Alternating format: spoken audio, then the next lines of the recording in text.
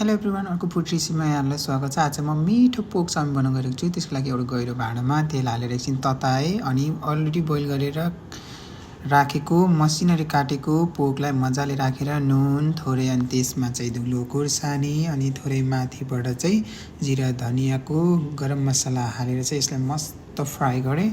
अनि मस्त यो चाहिँ अलरेडी पाकेको थियो, त्यही पनि रातो हुने गरी फ्राई गरेर चाहिँ त्यसमाथि चाहिँ मैले जति पनि मैले काटेर राखेको बन्दा प्याज हालेर मजाले यसलाई चाहिँ मजाले एकछिन चलाएँ। अनि त्यहाँदेखि मैले मिक्स भेजिटेबल पनि हालेर यसलाई मजाले एकछिन गल्न दिएँ।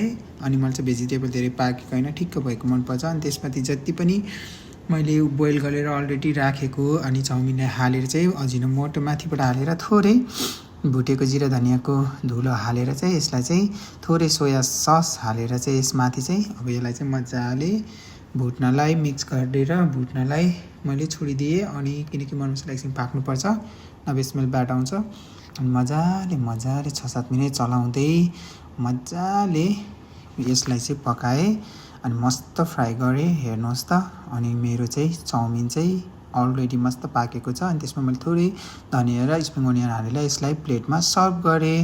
हेर्नुहोस् त, हेर्दै खाउँ कस्तो दामी भएको थियो। अनि टक्क मैले चाहिँ सुरुमा एउटा पोर्क ट्राई गरेँ अनि यस्तो बबाल भएको थियो कि, अनि टक्क चाउमिन ट्राई गरेँ, यस्तो बबाल पिरो ट्वाक्क भएको थियो कि मैले गम्की खाएँ।